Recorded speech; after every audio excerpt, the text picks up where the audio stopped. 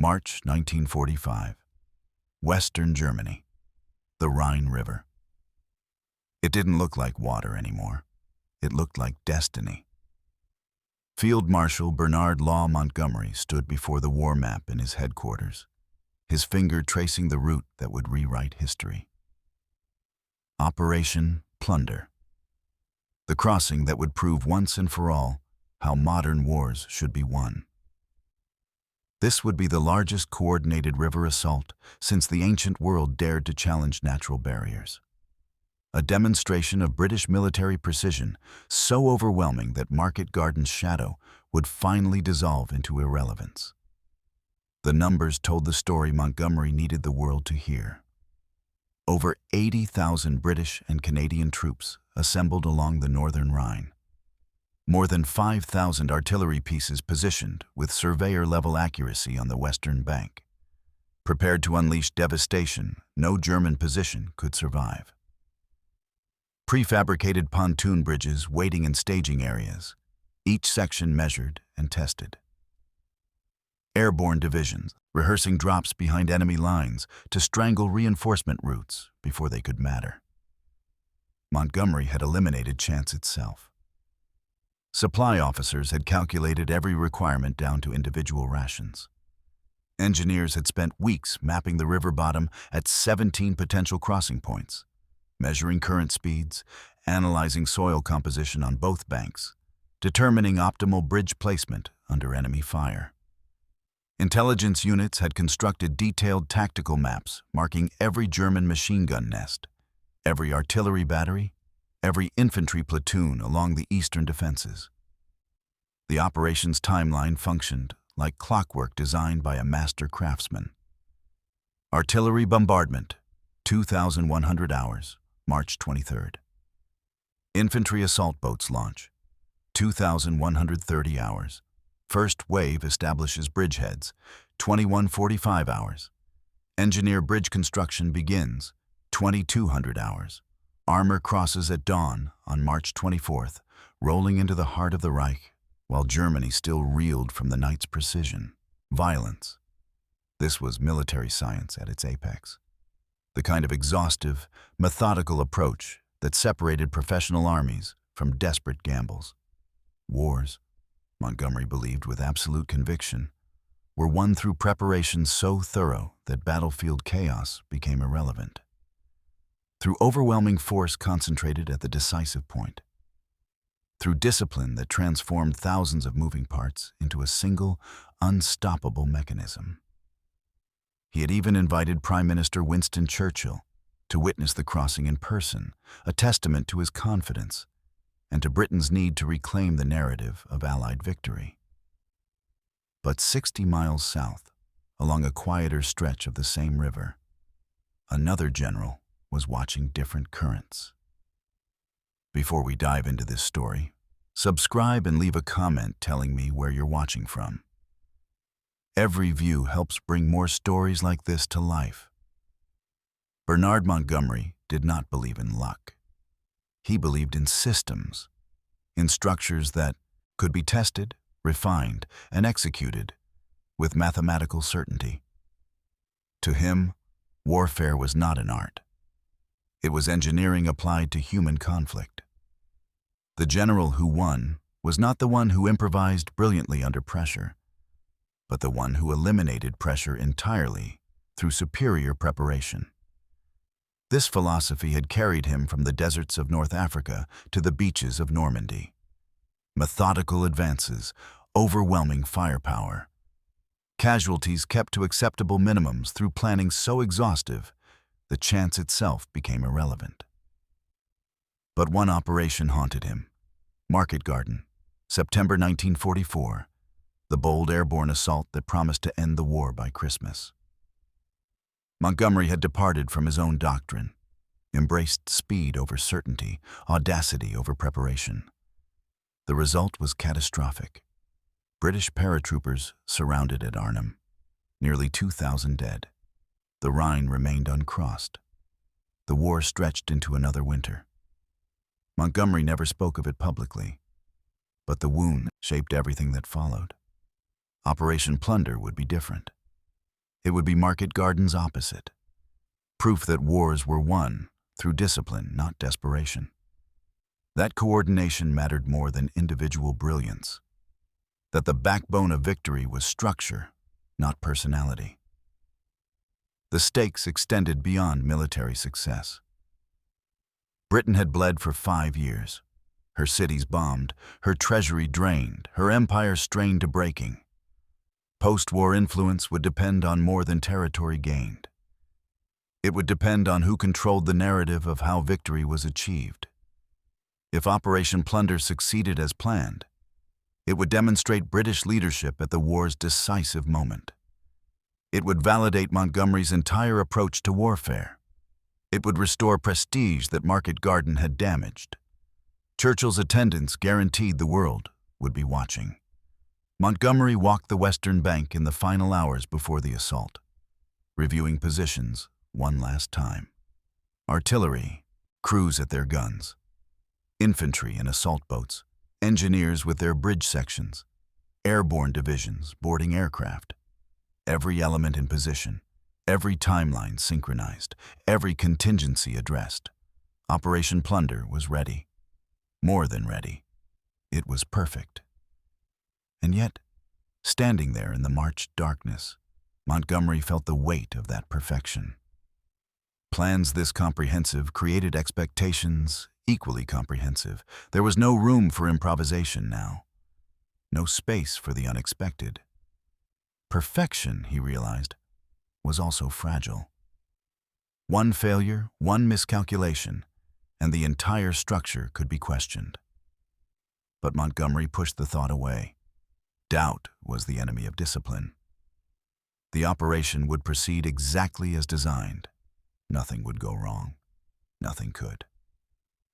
60 miles south, George S. Patton stood on a muddy riverbank and saw something Montgomery would never understand: opportunity. While Montgomery assembled his precision instrument in the north, Patton's Third Army had been moving. Not according to schedules drawn months in advance, but according to what the enemy allowed, and more importantly, what the enemy failed to prevent. Southern Germany was collapsing under Third Army's weight. Towns fell not because Patton had overwhelming force, but because he arrived before defenders could organize. Bridges were captured intact because reconnaissance units moved faster than demolition orders. Supply lines that should have been impossibly overextended somehow functioned because momentum itself became a form of logistics. Patton didn't believe in eliminating chance. He believed in exploiting it. Where Montgomery saw the Rhine as a problem requiring months of preparation, Patton saw a river. Wide, yes. Defended, certainly. But still just water and mud and German soldiers who needed sleep and made mistakes and could be surprised. Speed, Patton understood, was its own kind of protection. An army in motion created confusion. Confusion delayed enemy responses. Delayed responses meant gaps in defenses, and gaps could be crossed before anyone realized they existed. He had no patience for theatrical set pieces. Wars weren't won by demonstrating superior planning to prime ministers and newspaper correspondents. They were won by finding the enemy's weakness and driving through it before that weakness could be reinforced. The philosophical rivalry with Montgomery had simmered for years. Two men, two visions of warfare. Montgomery's wars were chess games played with overwhelming pieces. Patton's wars were knife fights won by moving first. Neither man openly acknowledged the competition, but both felt it. Montgomery prepared in the north. Patton watched in the south and waited. On March 21st, reconnaissance reports reached Third Army headquarters. Lieutenant Colonel Daniel's patrol had reached the Rhine near Oppenheim. The eastern bank was weakly held. German forces had shifted north, drawn by the obvious preparations for Montgomery's assault. They were watching the spectacle being assembled. They were not watching Oppenheim. Patton studied the report in silence. The tactical situation was clear. Weak defenses. German attention elsewhere. A crossing here would face minimal resistance. But it would also require immediate action. Every hour increased the chance that German command would notice the gap and correct it. The opportunity existed now. It would not wait for permission. Patton looked at the Rhine one more time. Montgomery would cross with overwhelming force and perfect timing. That was his way. This was Patton's. He made his decision without hesitation. Third Army would cross tonight, March 22nd, 1945, 2300 hours. Patton did not contact Supreme Headquarters. He did not request authorization. He did not wait for approval that would take days and come with conditions and delays and questions about coordination with Montgomery's operation. He simply gave the order. Third Army would cross the Rhine at Oppenheim, tonight. There would be no massive artillery preparation, no preliminary bombardment to announce their intentions and wake every German commander within 50 miles.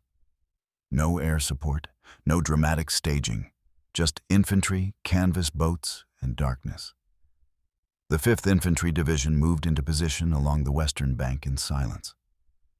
Assault boats were carried to the water's edge without engine noise or shouted commands. Officers synchronized watches. Soldiers checked weapons one final time, their movements efficient and quiet. At midnight, the first boats pushed into the current. Paddles cut through black water. The Rhine was wider here than it looked from the bank. Cold, steady, indifferent to the men crossing it. On the eastern shore, German positions remained dark. Some defenders were asleep. Others were under strength units, pulled from rear area duties, never expecting an assault at this location, while the Allies prepared their grand operation to the north.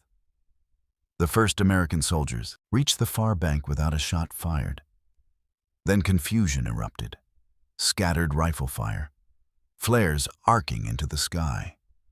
German voices shouting contradictory orders. But the defense was fragmented, disorganized, overwhelmed by an attack that had materialized from nowhere. Within 2 hours, the bridgehead was secure. Engineers arrived before dawn, working with mechanical urgency. Pontoon sections were positioned, connected, anchored. What Montgomery had spent months rehearsing, Patton's engineers executed through practiced chaos. Improvising, adapting, building the bridge as infantry expanded the perimeter around them.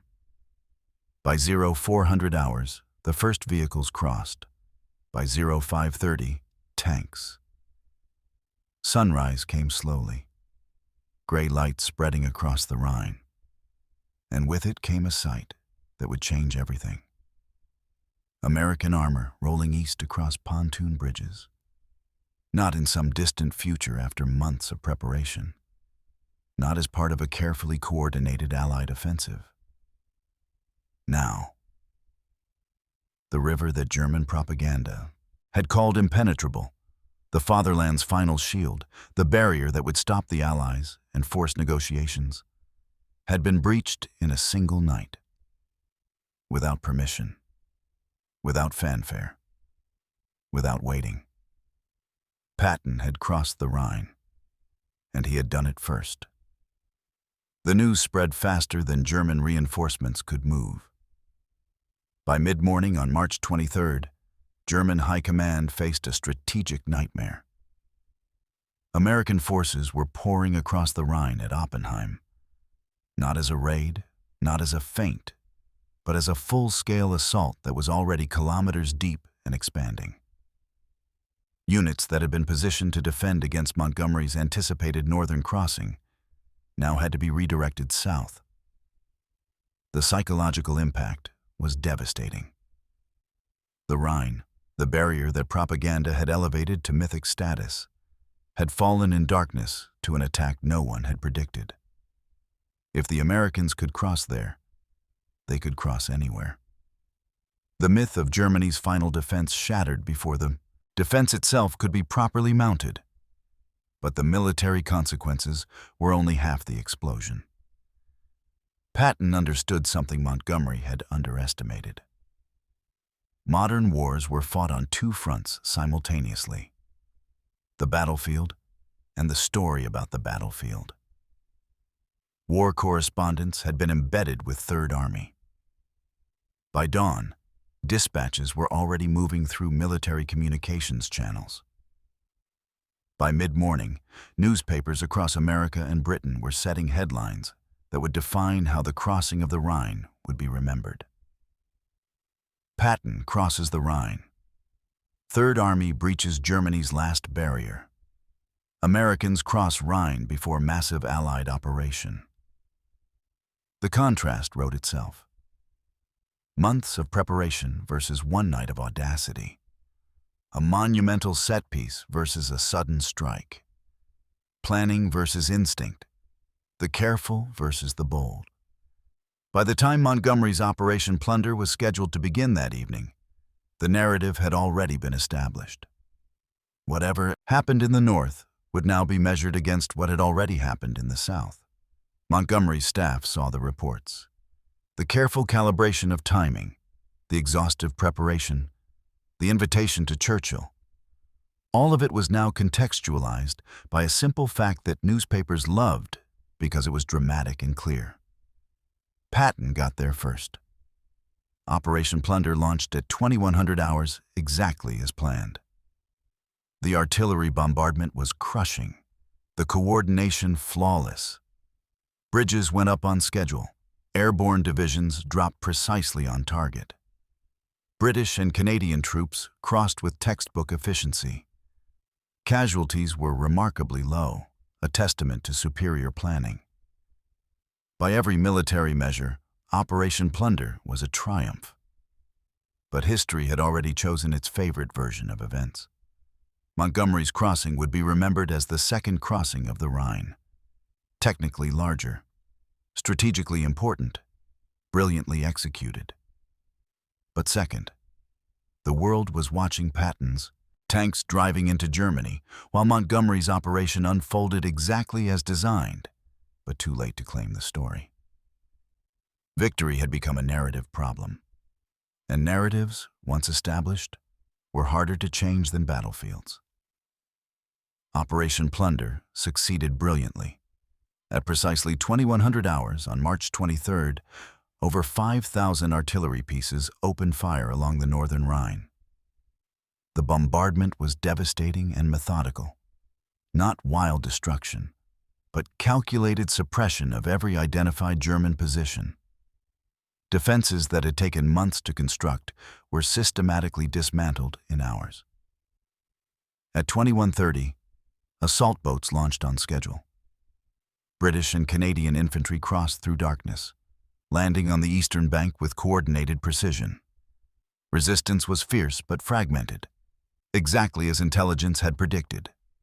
By midnight, secure bridgeheads had been established at every planned crossing point. Engineers began bridge construction at 2200 hours. Prefabricated sections locked into place with practiced efficiency. By 0300 on March 24th, the first armor crossed. By dawn, thousands of vehicles were streaming east into Germany. The airborne drops were textbook perfect. Paratroopers landed behind German lines, seized critical positions, and blocked reinforcement routes. The coordination between ground forces and airborne units functioned flawlessly, a demonstration of modern military capability at its absolute peak.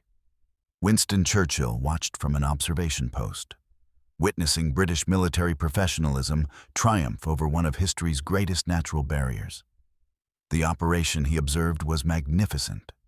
Casualties were minimal, lower than even optimistic projections. Medics treated wounded soldiers who might have died in a less carefully planned assault. Supply lines functioned without interruption. Communications remained clear. Every element of the massive operation performed exactly as designed. Montgomery should have felt vindication. Instead, he felt the silence. Staff officers moved through headquarters with subdued efficiency. Reports confirmed success after success. Bridge construction ahead of schedule. German resistance collapsing. Objectives secured. But the energy was wrong. The triumph felt muted. Then Montgomery saw the newspapers. Headlines that should have declared British excellence instead carried a different story. Patton's crossing dominated front pages. The unauthorized night assault. The audacious strike. The Americans who crossed first. Operation Plunder was mentioned, acknowledged as larger, more complex, but framed as context for what had already happened. One staff officer quietly placed the morning dispatch summary on Montgomery's desk. American Third Army was already 15 kilometers beyond the Rhine, driving into Germany's interior. Patton's bridges were carrying a flood of armor eastward, while Operation Plunder, for all its scale and precision, was still consolidating its northern positions. The tactical situation was excellent. The strategic picture was sound. The operation had achieved every military objective with minimal losses. But the story belonged to someone else. Montgomery stood alone in his headquarters, surrounded by maps showing perfect execution, and understood a truth more bitter than failure. Perfection had arrived too late.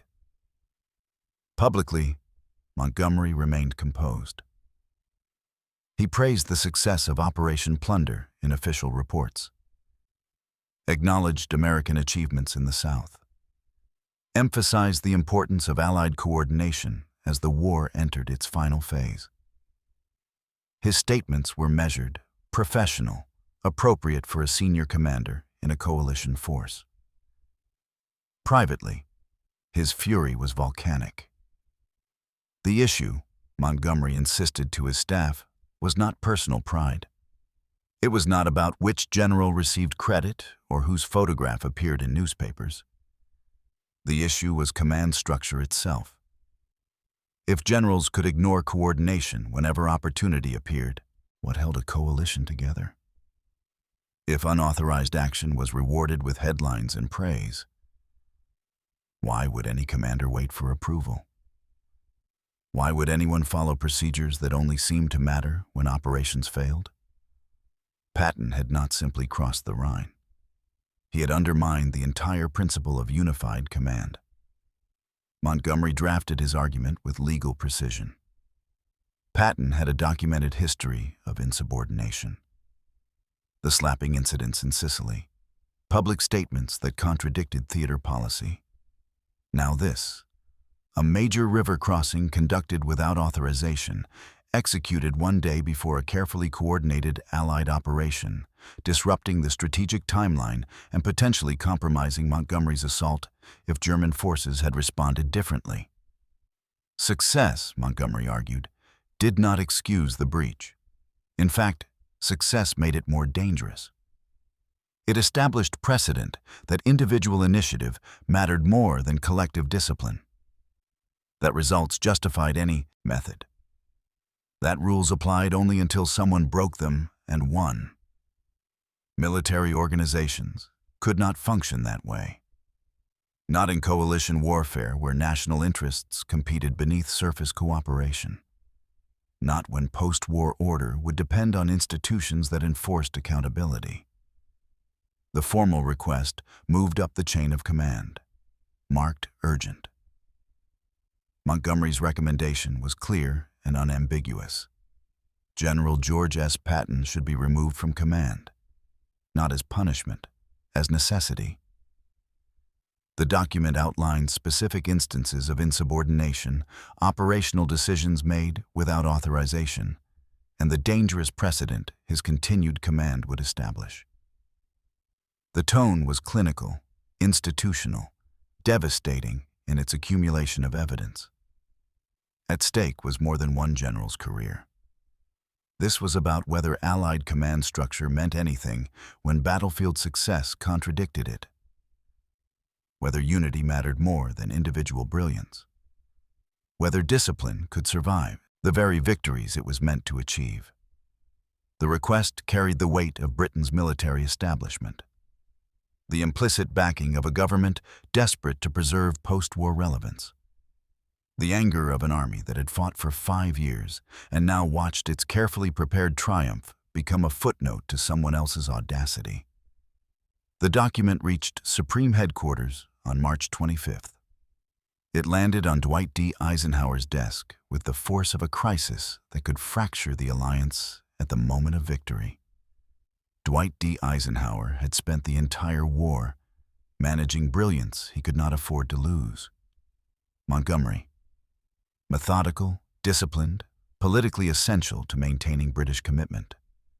Patton, audacious, unstoppable, politically dangerous, but militarily irreplaceable. Two men who represented not just different approaches to warfare, but different national visions of how victory should be achieved and remembered. Now one demanded the removal of the other. Eisenhower read Montgomery's request in silence. Every point was valid. Patton had acted without authorization. He had disrupted coordination. He had established dangerous precedent. The argument for removing him was legally sound, institutionally correct, and politically sensitive. But outside Eisenhower's headquarters, Allied armies were racing into Germany. Towns were falling. Resistance was collapsing. The Reich was disintegrating under relentless pressure from multiple directions simultaneously. The war was ending. Eisenhower faced an impossible calculus. Fire Patton and Third Army would slow, maybe not immediately, but inevitably. Replace a commander in the middle of exploitation operations, and momentum would bleed away. Time would be lost. And time, at this stage, was measured in lives. But protect Patton and risk alienating Britain at the moment when post-war relationships were being defined. Risk validating the idea that discipline was negotiable. Risk fracturing the very command structure that had held the coalition together through 5 years of war. Both choices carried consequences that would echo beyond the battlefield. Eisenhower considered the truth no one wanted to articulate. Germany was collapsing faster than anyone had projected. The war would end in weeks, not months. Removing Patton now would cost momentum at precisely the moment momentum saved lives. Defending Patton would wound British pride but preserve operational tempo. The calculation was brutal and simple. Discipline mattered. But not more than lives. Not at the cost of prolonging the war, even by days. Eisenhower made his decision. Instead of removing Patton, he praised him. Instead of disciplining Third Army, he authorized its continued advance. Instead of validating Montgomery's argument about command structure, he emphasized the importance of exploiting success wherever it appeared. The reply was brief, measured, final. Patton would remain in command. Third Army would continue operations. The crossing at Oppenheim was a significant tactical achievement that supported overall Allied objectives. That was all. No confrontation, no dramatic meeting, no extended explanation, just a reply that stopped everything. It stopped the internal crisis. It stopped the push to remove Patton. It stopped the debate about whether discipline mattered more than momentum. Montgomery received the decision at his headquarters. He read it once, placed it on his desk, and said nothing. The silence that followed was louder than any argument could have been. Montgomery accepted Eisenhower's decision the only way he could, professionally. There were no public protests, no bitter statements to the press, no appeals to political leadership. He continued commanding 21st Army Group with the same disciplined competence that had defined his entire career. Operation Plunder's success spoke for itself in military terms, even if history chose to remember it differently. But the wound never healed. The war accelerated toward its end with devastating speed. Third Army drove deep into Germany, capturing towns faster than maps could be updated. Patton's tanks rolled through Bavaria, liberated concentration camps, and pushed toward Czechoslovakia. The momentum Eisenhower had chosen to preserve proved decisive. Not because it changed the war's outcome, but because it shortened the timeline of Germany's collapse. Operation Plunder succeeded in every measurable way. British and Canadian forces advanced methodically eastward, securing territory, establishing supply lines, minimizing casualties through superior coordination. The operation demonstrated exactly what Montgomery had claimed it would: that modern warfare could be won through discipline and overwhelming preparation. Yet when historians wrote about the crossing of the Rhine, Patton's name appeared first. The philosophical debate never resolved. It simply faded into the chaos of victory and the complexity of memory. Was Montgomery right? That discipline and coordination are the backbone of coalition warfare, that success achieved through insubordination is dangerous regardless of outcome, that military organizations require structure more than they require individual brilliance. Or was Patton right? That wars are won by seizing fleeting opportunities, that speed saves more lives than caution, that momentum, once lost, costs more than any plan can recover. The Rhine offered no answer. It simply flowed on, dark, wide, indifferent, no longer a barrier, no longer sacred. The river that had stopped armies for centuries had been crossed twice in 24 hours, by two completely different philosophies of war, both successful by their own measures. German resistance collapsed within weeks.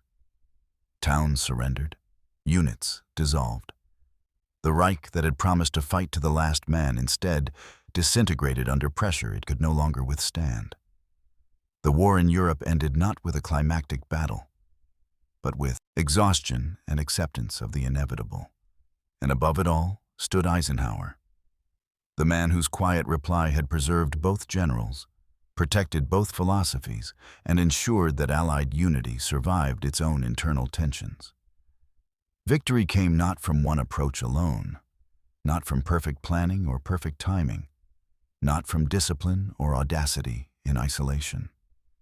It came from the restraint to let both exist, even when they contradicted each other, even when one overshadowed the other, even when success itself became a source of conflict. The Rhine witnessed the moment old rules met battlefield reality and gave way. History remembered what it chose to remember, and the debate continued, unresolved, in military academies and staff colleges for generations after, a question that perhaps was never meant to have a single answer.